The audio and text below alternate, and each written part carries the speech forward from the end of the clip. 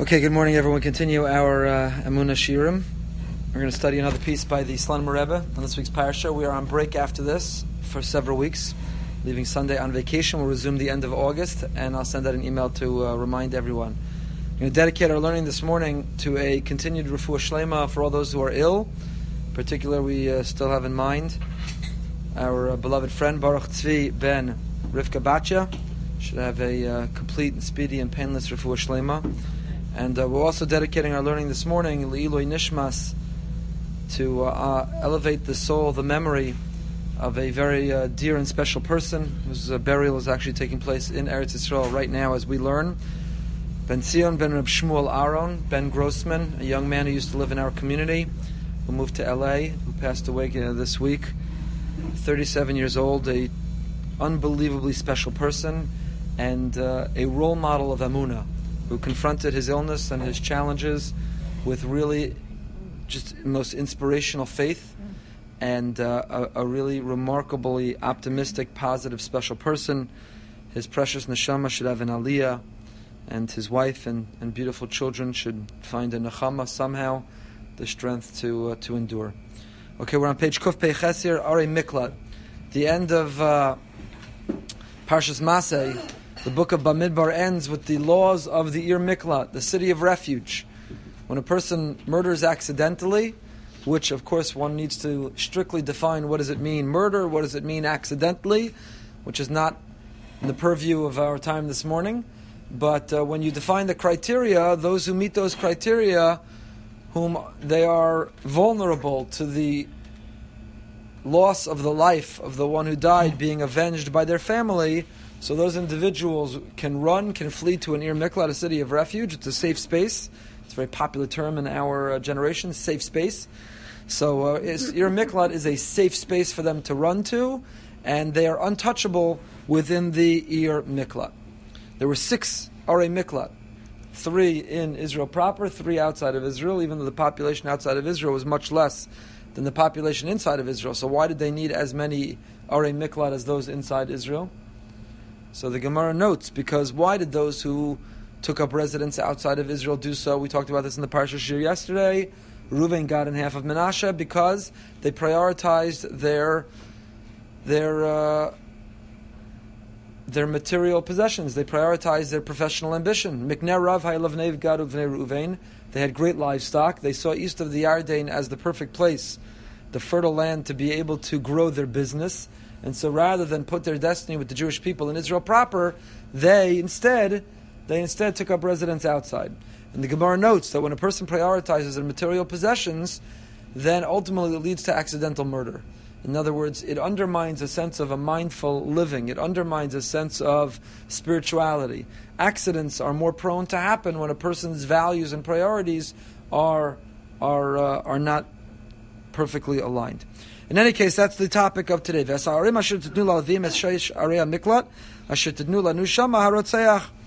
cities that were given to the Levium, the 6 cities of refuge that were designated to flee there, the one who murders accidentally. And the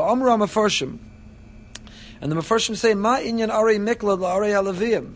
What is the connection between the Arei Miklat and the city of the Levium? In other words, in the Parsha, before we're told about the Arei Miklat, we're told about the cities for the Levium. The Levium were the original model of a community kollel. They did not receive their own territory in the land of Israel, like the other tribes. Rather, they received cities designated within the territory of the other tribes. Why? Because rather than isolate the Levium on their own, God designed that they would be the role models. They would have an influence among everyone else. So what's the connection between the cities of the Levium and the cities of refuge? Kein tzarich birur, Mashamr Chazal, quoting the Gemara Makos, Asher nas shama, sham tehe diraso, sham tehe misaso, sham tehe kfuraso. The individual who flees and finds protection in the city of refuge lives there, dies there, and is buried there. Why are they specifically buried in a city of the Levium? The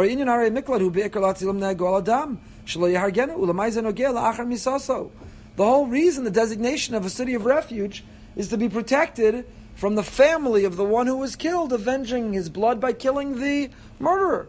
So the whole reason they're going to the city of refuge is to find exactly that, refuge. Well, once they die, they don't need protection. They're gone. So why do they have to be buried there? Can't they be buried back with their family in a family plot? ובעצם העניין יש דבר מה שנמצא בתורה בדין הורג בשגגה. לנו שם הרוצח אשר ירצח את רעהו מבלי דאס, והוא לא שונא לו מתמול שלשום. Here now, and again, I don't like in the Amunah Shir studying something so particular to a parsha, because it loses its shelf life until the next year of that parsha. So we're talking the general principles of Amunah. We're just using the parsha in order to connect to them, but the general principles apply all year round. And here the Slonim Rebbe points us to the key word within the pasuk, which is going to open our eyes to the entire story, but really also open our eyes to what a life of Amunah is all about. The verse says that the city of refuge is designated Lanu Shama HaRotzeach, for the murderer to flee to, the one Asher Yitzach Esra'eu, the one who killed someone else. And how did they kill someone else? How did they come to that? Because they acted. What are the next two words? Bivli Da'at. Bivli Das. They acted without Das. We have to define that word Das. Thoughtfulness, mindfulness, attentiveness. They were not conscientious of what they were doing, and therefore someone died as a result. They didn't hate the person. This wasn't a case of enmity. This wasn't a case of conflict. This wasn't a violent dispute. This was simply a case of negligence. Bivli das can be called negligence. Bless you. I think in American law you have this too, right? There's manslaughter, and then there's, what's it called if you kill by accident? Negligence. So this individual is not manslaughter. They didn't premeditatively kill someone else they didn't get along with, but rather it's a case of negligence. Ask the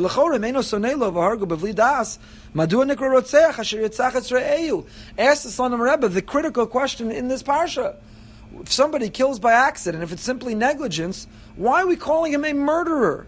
Murderer suggests manslaughter. A rotzeach is somebody who spills the blood of another, which highly suggests manslaughter. It suggests a conscientious attempt, premeditated attempt to murder. This individual, the axe flew off, they weren't conscientious about how they did things, and it was horrifically resulted in the death of another. But why are they called a murderer? So he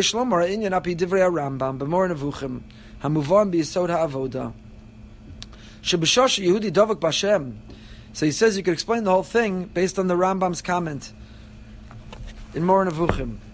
Shebeshosh Yehudi Davak Bashem Yeshalav Shmira Elyona Velo Yeunelo Kora. That at the moment a person clings to God, at the moment a person is connected to God, they have a divine protection, and nothing bad happens. V'rakim mafsik mehadvekos Bashem azni telas heimenu hashmira v'hashgacha Elyona. It's a very complicated idea. Again, I think we talked about it last week, having just come back from Poland. We don't believe that all these righteous tzaddikim, gedolim, chassidish rebbes, these innocent women, children, men, they didn't lack a dveikus. Where was their shmira elyona on the way into the crematorium? The stories by Y.Y. Jacobson, I don't know if you watched that video that was posted in our group, tells this unbelievable story of thousands of Jews at a mass grave. And it was Friday afternoon, going into Friday evening, and the whole town, which we saw in Tokochin and in other towns, Tarnow, the Jews were all gathered to the main shul. From there, marched out to a mass pit till the Jewish population of an entire town was wiped out. It was a Friday afternoon, evening, and the Nazis took a break, and they were eating and they were drinking, and one Jew stood up, realizing what time of day and what was about to happen, and started singing Shalom Aleichem. And the tune caught on, and the next Jew joined him, and the next one joined him, until thousands of Jews were singing Shalom Aleichem. The Nazis were irate, and they told them to stop, but they realized they had nothing to lose. They were standing at this mass pit because they were about to be murdered. So they continued until the entire group, thousands of Jews standing in a mass pit, greeted the Shabbos Queen by singing Shalom Aleichem, and said they could take our bodies, they could take our physical being, but they can't take our soul. Our soul can still taste the taste of Shabbos, the taste of the world to come. Then in the last moments of the life in this world, they were going to taste the taste of the world to come. He tells the story much more unbelievably. I'm sure you could Google this. He spoke at a dinner. And two young boys ran away to the adjacent forest and got away and told and repeated that whole story, having witnessed the entire thing. So So where was their Shmira Elyona? They're singing Shalom Aleichem. When we were in the gas chamber in Auschwitz, our incredible educator, Dr. Bernstein, told us a story of a Hasidic Rebbe that led everybody in the cramped entrance to the gas chamber in a declaration of Shema Yisrael and singing Ani Mamin in the way in. That's Dveikus B'Hashem. Where was their Shmira Elyona? So I don't believe that the Rambam in Mor Nevuchim is talking about some easy fixed formula. Oh, have Dveikus, everything in life is good. No illness, no infertility, no shidduch problem, no parnasa problem, no nachas problem from your children. It's all on you. And if you have any of those problems, it's just because you lack dveikus. If you would learn to cling to the Almighty, if you'd learn to connect to God, if you'd invest everything of yours in God, how about Moshe Rabbeinu? He didn't get into Eretz Yisrael. He's devastated. He's broken. Did he have dveikus? There was no one greater. One of the 13 principles of our faith is that Moshe is categorically different than everyone who came before him and after him. So I don't think the formula, at least the way I interpret it, because for me it's difficult to accept it at its simple level, is meant to say, if you have challenges or suffering or hardship in your life, it's on you. Because you don't have the faith that you should have. It's not as pure as it needs to be. And if you have pure faith, serenity, tranquility, nothing goes wrong. You have a perfect life. Adarabah. Gemara tells us that God visits hardship on the righteous so that they have a more direct route to the world to come and they experience whatever they need to in this world. And that God visits, why were the Avos and Imos infertile? Why did they struggle? Because the HaKadosh Baruch Hu is mis'avel tfilas and shel tzadikim. God craves their prayers.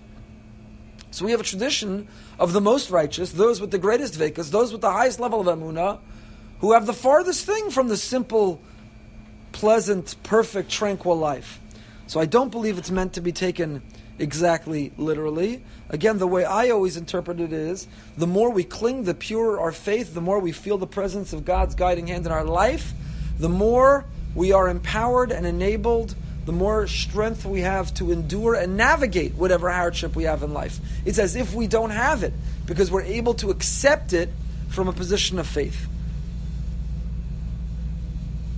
And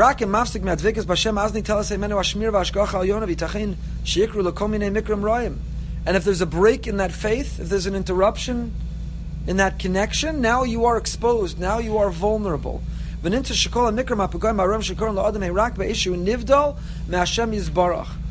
look at your life and you'll see that the moments of greatest hardship, when you felt broken and despondent, the moments when you were pessimistic and gave up hope, the moment when you were helpless and hopeless was when you lacked the connection to the Almighty, when you began to doubt and feel uncertainty, when you began to say, maybe there really isn't meaning and order and purpose to it all. Maybe it's random. Maybe it's chance. Maybe it's statistical. Maybe it just is. And maybe there's nothing that comes after. And those are the moments that a person is most broken. Those are the moments that a person is most stuck. Those are the moments that a person is most down.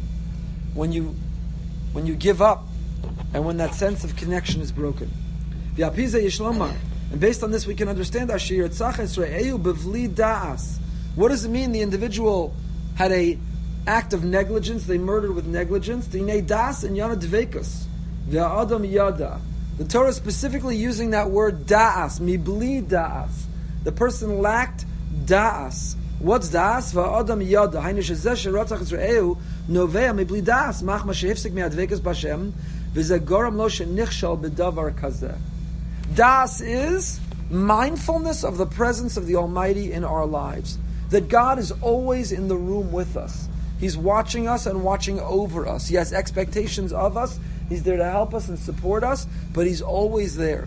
To the degree that a person lives with an awareness, to the degree that a person lives with a mindfulness of the presence of the Ribono Shalom in their life, is the degree to which their life is enriched. They're much more mindful of everything that they do, every morsel of food that they put in their mouth, every act, every thought, every speech, every decision. If you live, which is of course the highest level, I don't mean to suggest this is simple. You leave the class, okay, you turn on the switch and now you're mindful of Hashem every moment of life. Hashem makes it hard. His being nistar, his being hidden, makes it very difficult. He's invisible. You can't touch him and feel him and smell him, talk to, hear him. You can't. He makes it very challenging, right? It's hard. It's hard.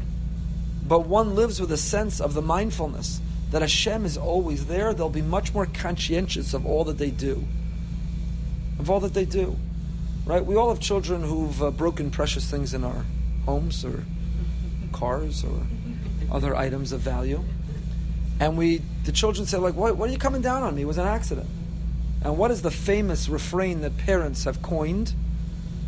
There are accidents that didn't have to happen. There are accidents that you couldn't control. And then there are accidents that didn't have to happen. I know it was an accident. You didn't intentionally break my vase, but you didn't have to have a football catch in the living room. There are accidents that didn't have to happen. So why do accidents that don't have to happen? What made them not have to happen?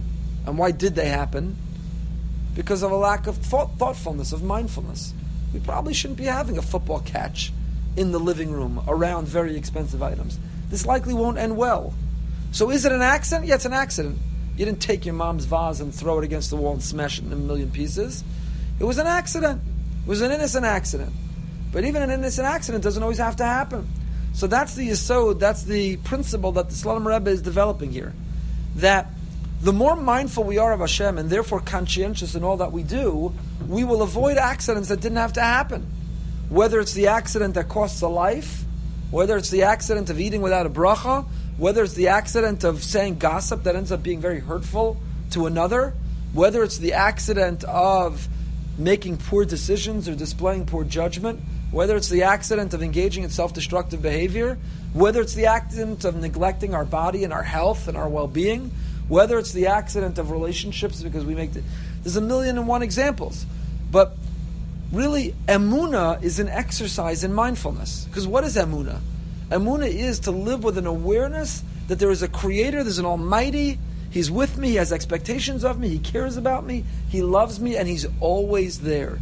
He's always in the room. So now I have to make I have a moral dilemma of what to do. I have a difficult decision to make. If I know that God is looking over my shoulder, he's always in the room. I have to meet with the accountant before we leave next week. It's tax time, running out of extensions. And whenever I meet with my accountant, I always tell him the same thing. When there's a question about whether to take something as a deduction or what to do exactly, I always say use the following guiding principle. Only do what you would do if the IRS agent were in the room while you were preparing the taxes. I want you to push the envelope as far as you can. I want you to save me as much money as you can. But when something is questionable and you're deciding whether to do it or not, the guiding principle is, would you do it if the IRS agent were looking over your shoulder while you were preparing the taxes? That's the guiding principle. I learned that principle from somebody who said, if you can't do it with your spouse in the room, it's cheating. What's cheating? It's a big discussion today. Emotional affair, a physical affair, flirting, online connections. What is the definition of an affair today? Not our subject today or maybe ever. But somebody used to say they were a member of the executive board, and the executive board had decisions to make, and she said to the executive board, don't do anything that you wouldn't be able to do if the whole membership were in the room while we had to make this decision. Meaning, even if you think something's in someone's best interest, but if you wouldn't be able to do it, if you couldn't defend it with the others in the room, don't do it. So I applied that principle to the case of the IRS, but I think that's the case with the Ribono Shel Olam. If you feel that you're preparing the taxes, the IRS agent is in the room with me, you're going to bring a different level of diligence and vigilance to the preparation of those returns than if you think, they never really look at it, they don't really see it, there's so many that are submitted, how scrupulous can they really be, how detailed can they really be? And the same is true in life. If you live life with there's a God, maybe there's no God, maybe there's a consequence, maybe I'm accountable, maybe I'm not, I'm sure he understands, really I want to do this right now, it'll be okay. Versus if you say, the Ribono Shel Olam is in the room with me. There's a camera, it's always watching, it's always recording. But not from a punitive way, not like Big Brother's watching, from a loving way. My parent is always in the room, my spouse is always in the room. And I love my spouse and I would never want to damage the relationship. So I thought of this cute, witty response to my coworker of the opposite gender in a text message. But you know what? If my spouse saw it, they wouldn't be very happy with it. So I'm not writing it. Because if I wouldn't do it with them in the room, I don't want to damage the relationship. Even if I can justify it and explain it and I just mean it as a witty comment and I'm not flirting and I'm not whatever. So that's what the Slonim Rebbe is saying. What does it mean, da'as? The definition of living a life with da'as, with thoughtfulness, with cognizance, with awareness, with mindfulness, is to live a life with the Ribono Shel Olam in the roof. The Almighty is always in the room. So whatever you're about to watch or read or listen to or say or do, whatever decision you have to make, whatever dilemma you have to resolve, whatever relationship you have, Hashem is always in the room. And that's true for the good. He's always there as a source of support. He's always there to provide His wisdom and His shelter. He's always there to help us get through it and to carry us. But He's also always there, and there's accountability, there's consequences to what we do. Das is the knowledge that I'm living my life with Hashem. And that's dveikus. Clinging to Hashem, sticking with Hashem is a knowledge that He's always there.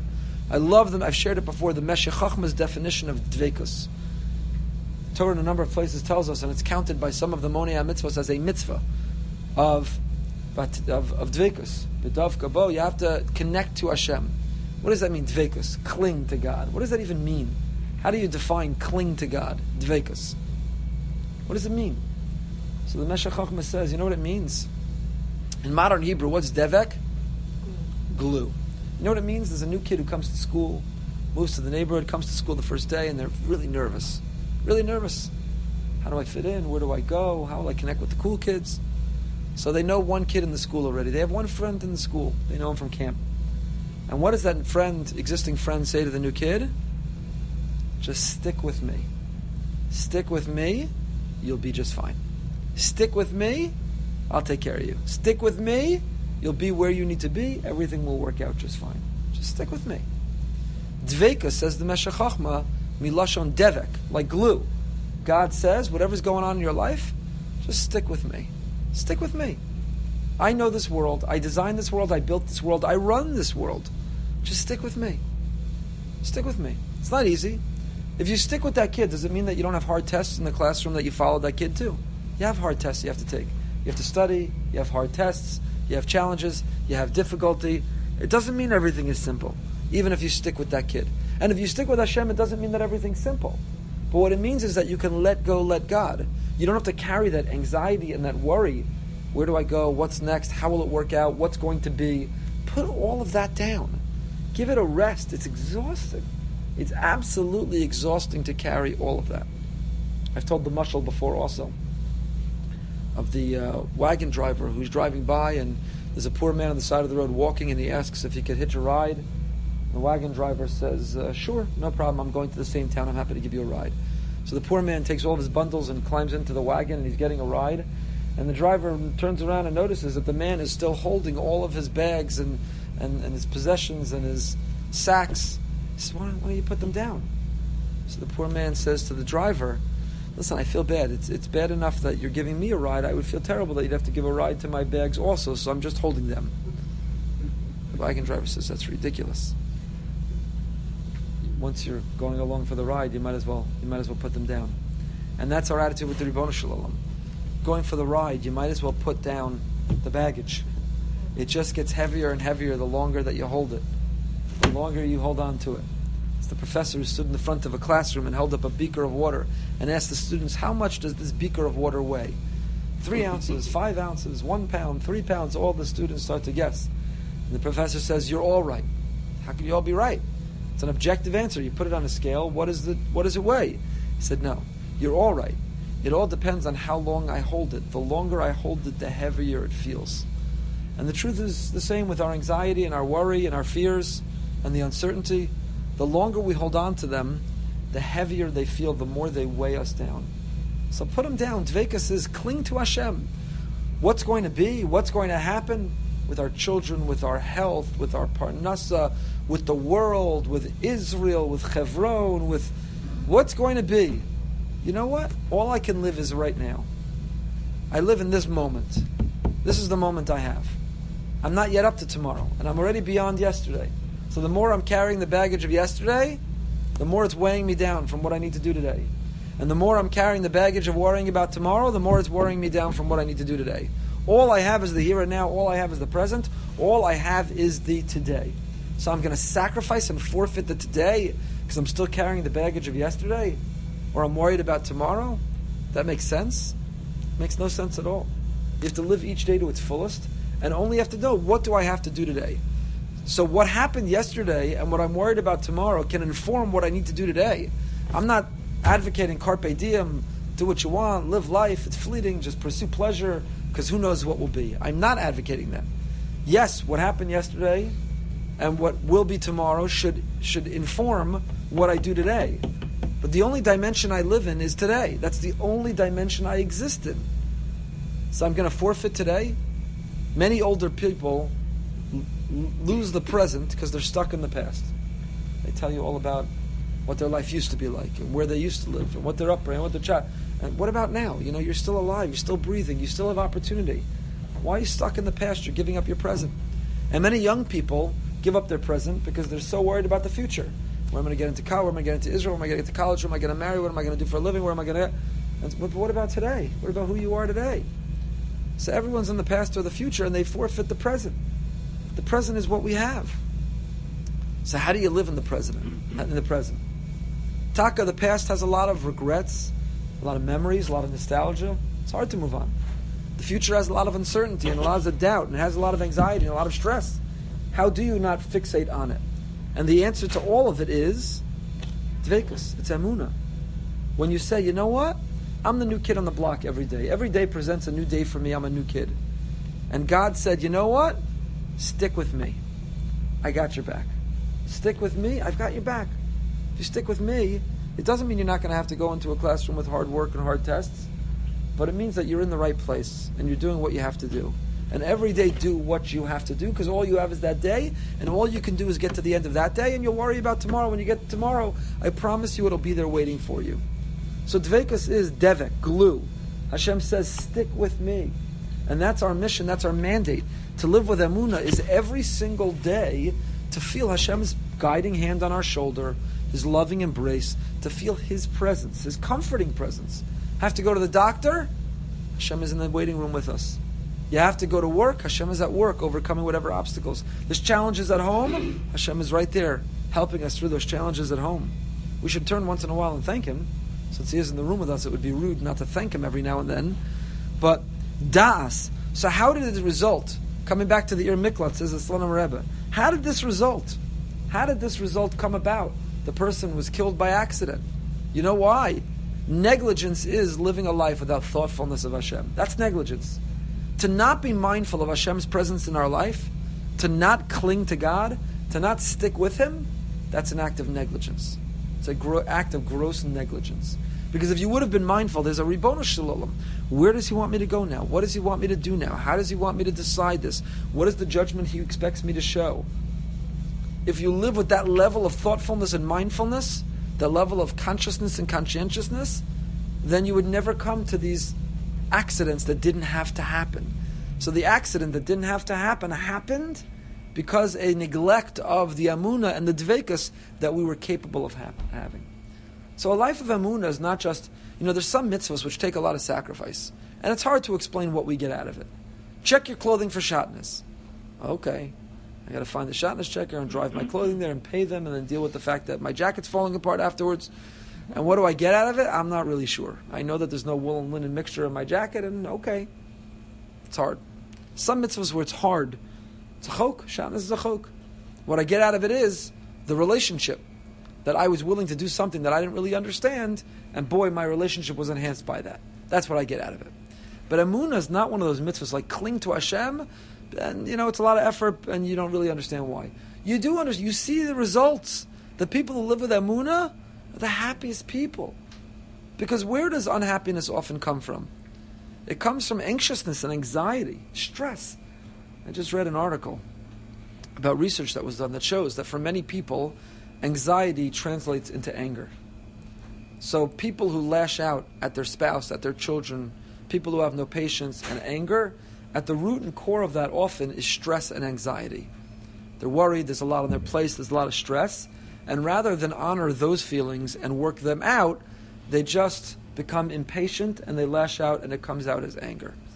So if you were able to resolve the anxiety and the stress, not only would your blood pressure and your glucose levels and your cholesterol and your mental and physical well-being improve, your relationships would improve. Be happy. The biggest obstacle to happiness is worry and fear and anxiety.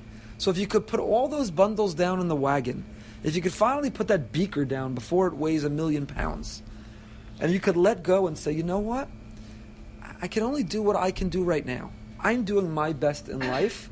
That which is beyond my control, I'm not going to worry about. Because worrying, by the way, did worry ever improve anything for anyone? Did worry ever change the outcome? I took a biopsy and it was going to be terrible, but I did a lot of worrying, and Baruch Hashem, all that worrying really transformed the tumor. Did anyone say, there was no money in the bank account, I wasn't sure I was going to pay the bills, but I sat on the couch crying and worrying, and lo and behold, I checked my app, and look at that, there was money there to pay the bills. I'm stuck in traffic, I'm going to be late to this important meeting. I sat there worrying and banging the steering wheel, and lo and behold, it opened up for me. Worry never, ever did anything. In fact, worry actually does the opposite. It compounds your problems. Because when you worry, you make worse decisions. And when you worry, you push away the people closest to you. And when you worry, you just make things worse, not better. So what's the antidote to worry? Dveikus, emunah. Whatever's happening is meant to be. There's meaning and order and purpose to the universe. Whether I understand it or not, I have my marching orders, what I need to do today, and I can't start worrying about tomorrow or next week or next month or next year, because that's beyond my capacity to influence. I can only worry about what I can influence. So it's legitimate for me to worry about, will I give a good drasha the Shabbos? Why? Because it's up to me to put in the time and to do what I need to do to give a good drasha. And that worry is a healthy worry, because that worry is going to motivate me to do what I have to do. If I worry, am I going to go to the doctors I need to go to? Or I worry about the fact that if I got bad labs, will I lose weight? Will I exercise? Will I eat right? That's a healthy worry, because that's a worry that stimulates personal growth. But the worry of things that are beyond my control, well, what if I exercise and eat right, but I still don't lose weight? Well, that worry is going to help you. The worry about the things that are beyond our control only compounds whatever obstacle we're trying to circumvent, whatever we're trying to overcome. And what's the antidote to worry? How can you have greater happiness in life? It's called dveikus. It's called dveikus. I learned this most poignant. Last week I had a phenomenal meeting with somebody. I learned so much from people that I get to meet with. That's why I have the greatest job in the world. I met with somebody who was not in our community, who used to be, I'm close with, and he said, a very rocky road, health-wise, divorced twice, and financially. And he said to me, Rabbi, I have less than I've ever had, and I'm happier than I've ever been. I said, wow, what a statement. I have less than I've ever had, and I'm happier than I've ever been. How do you explain that? What do you mean? He said, it's simple. It's two things. I've learned to be mindful. He said, I used to worry. I was a really anxious person. And that stress was the source of a lot of the reason that I am where I am now. It created my financial problems. It hurt my relationships. And it hurt my health. He said, but I've learned to both be mindful, not to project out to the future, but just live in the moment. And I've learned that Hashem has a plan. And that even with everything I've experienced and suffered, Hashem always has a plan. There's always a reason, there's always a plan. And the combination of leaning on Hashem and being mindful has resulted in my having less than I've ever had, but being happier than I've ever been. It's like, wow. Do you want to give the drasha the Shabbos? Unbelievable. So how does a person achieve that? Right? We don't want to have to get to that point, to have less than we've ever had, to be happier than we've ever been. Can I have more than I've ever had and be happier than I've ever been? I think Hashem says, yeah, you can, but just show me that you can be happier than you've ever been with more. With more.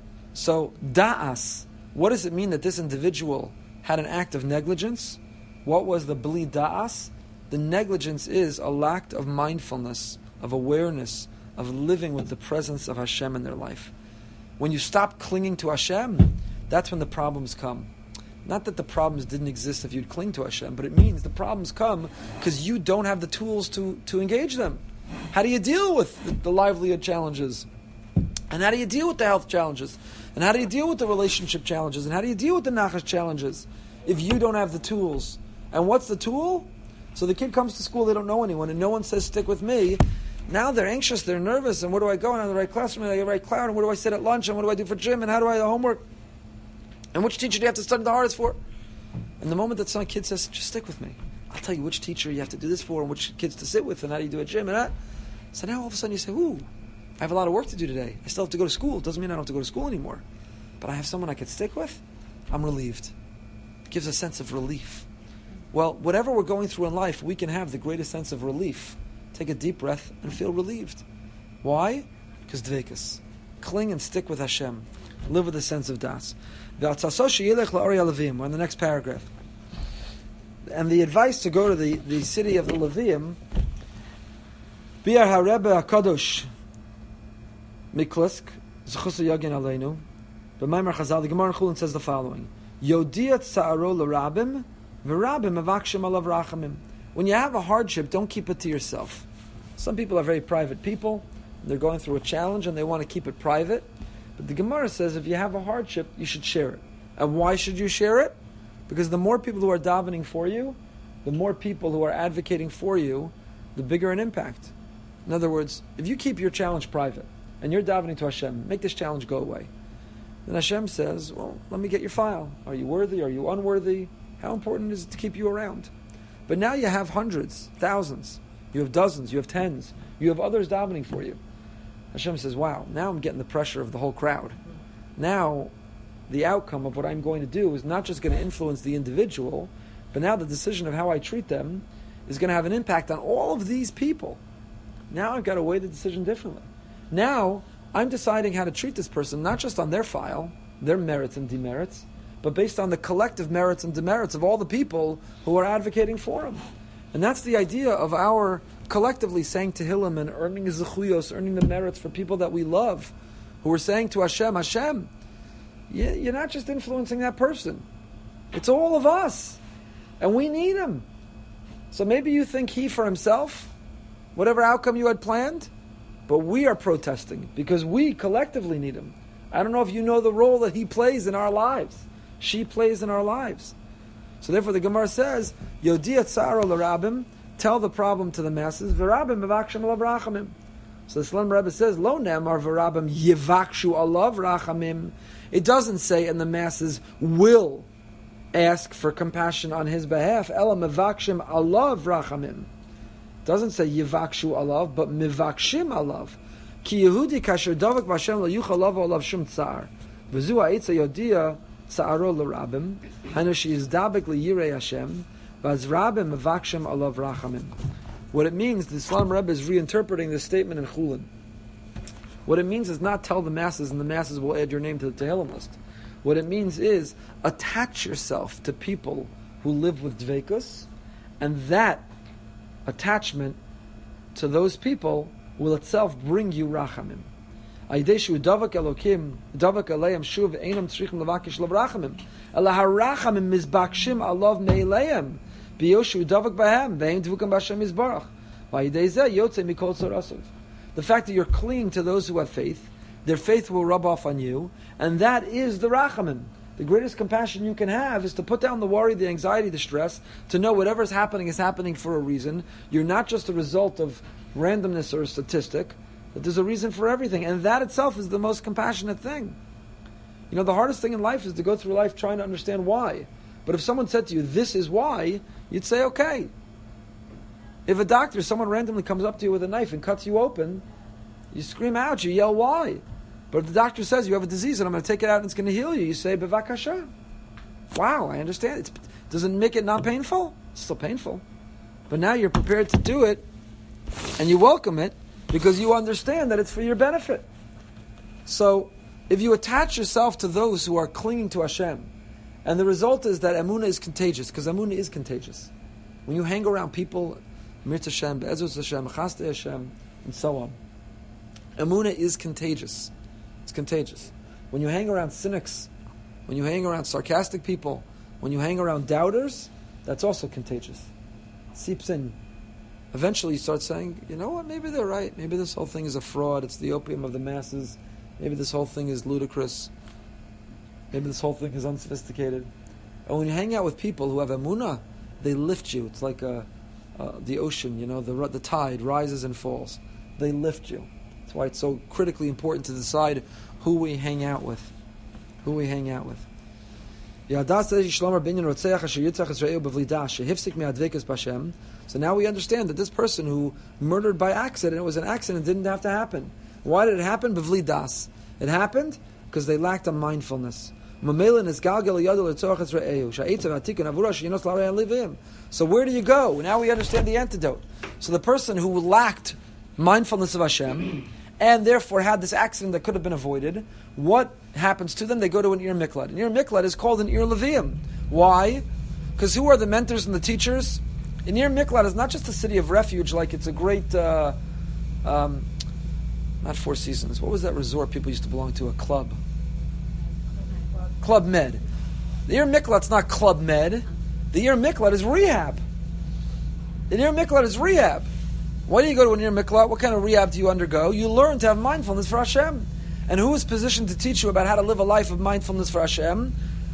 Which people? The Levium. And that's the connection of the Ir Levium to the Ir Miklat. And that's why you go there, and that's your antidote. Shashem Levi Miloshan Yalava Ishi Shu Nilva Mechubar Lashem Yisbarach. The name Levi is like a levaya. A levaya is you escort the deceased person to the next world, but it's also someone visits your home, you're obligated to be malava them. Livui is to escort them out of your home. Dalet Amos, you have to walk with them outside your home. It's a tremendously critically important value, even more than the food peckle you give them to take home the leftovers, is that you don't send them home alone. You have to walk them out. I always describe when my Klein, Allah Shalom, used to eat at our house every Friday night. We went through the same routine every Friday. I would walk him home, and I'd want to make sure he got inside. Then he would walk me outside. Then I want to make sure he got inside. Then he insisted walking me outside. And we had this, every Friday night, we had the same routine. So you have to, that's the name Levi. Those who are Levium, those who are the Levium, and that includes Kohanim. Kohanim come from the tribe of Levi. Their job is to be Malave. They escort the Jewish people. There are teachers, there are mentors, there are rabbis, there are role models. Like the Rambam writes, Shevet Levi, that's why they're given these cities. Shevet Levi is the original model of a community kollel. So this individual, he climbs a ladder and he drops paint on someone and kills them. He swings with an axe and the head goes flying off and it kills someone. He says, it was an accident, I didn't mean it. God forbid, it's not manslaughter. I love that person. I'm not fighting with them. I'm devastated by what happened. We say, you know why happened what happened? Because you were living with negligence. You weren't mindful in what you were doing. Where is the place you can go? Where is the rehab? Where is the intense living quarters where you learn mindfulness? Go live with the Levium. They're malav. They'll teach you what it means to live a life of da'as, what it means to live a life of mindfulness, what it means to feel the presence of Hashem in your life. We're out of time. But this is how he explains the whole thing. I'll just tell you, look on the left-hand column, the third paragraph. This is how the base of Ram and the Oiv Yisrael, is the Apta Rav of Avin Yeshua Heschel. This is how he explains. Why are there 6 Arei Miklat? Because there are 6 words in the pasuk Shema Yisrael Hashem Elokeinu Hashem Echad. Kasher yesh liyehudi emuna chazaka she'Hashem Elokeinu Hashem Echad. When a person lives with the knowledge, with the mindfulness, with the awareness, there's a God who runs the universe. Harei ze ir miklat lanu shama kol rotzeach. Oh, I love that. It's geschmack. If you need an ir miklat in your life, you say, you know what? I need some refuge. I can't take it. I'm struggling. I'm suffering. I'm suffocating. I can't take one more piece of bad news of somebody close to you dying or getting sick or having challenges. I can't take it. I'm crumbling. I can't. I'm worried about myself, my children, my life, what will be. So where's our Ir Miklat? Where's our Ir Miklat? Where can I go? Where can I hide? Where can I find some refuge from it all? Said the Oiv Yisrael, the Apta Rav, you know where your Ir Miklat is? There are 6 Arei Miklat. You know what those 6 are? Shema Yisrael Hashem Elokeinu Hashem Echad. Go concentrate on those words. Go spend time thinking about that there's a plan, there's meaning, there's purpose, there's order to the universe, there's a Ribono Shel Olam. That whatever's happening around you, no matter how hard, no matter how difficult, it's not random, it's not chance, there's a reason. Go find strength and go find support and go find chizuk by saying Shema Yisrael over and over and over again. Those 6 words are our Ir Miklat. That's our Ir Miklat. Dinei amru tzadikim she'emuna hidveikus. V'lachein koach ha'emuna hu Arei Miklat lanu shama kol rotzeach. Shebekoach behiras ha'emuna, in the strength of the clarity of our faith, Shema Hashem Elokeinu Hashem Echad, ni yashuv dvavak Hashem Yisbarach. V'zeh matzilenu miyad go'al adam mevakish lahargo, and that's what saves us.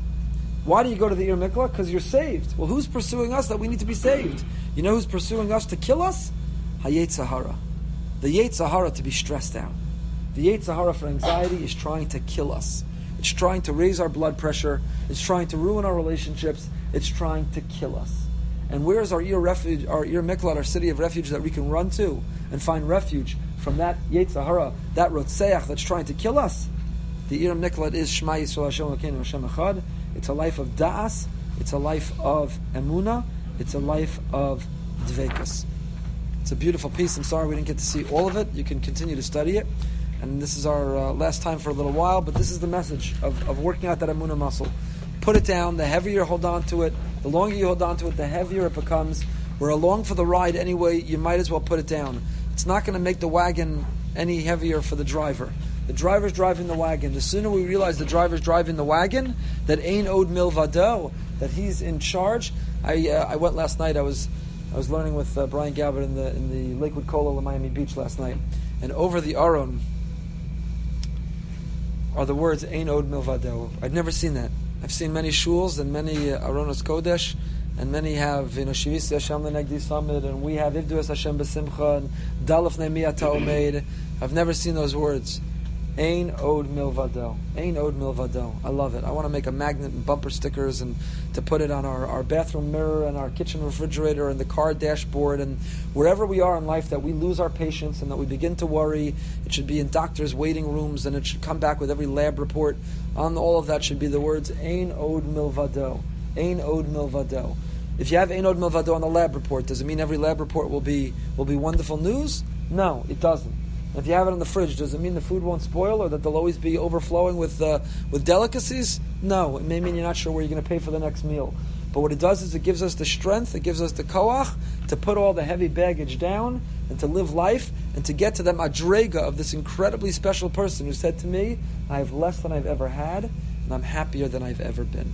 So wishing everyone a phenomenal summer, a Muna-filled summer, a summer of Ein Od Milvado, and that we should only hear Besoros Tovos.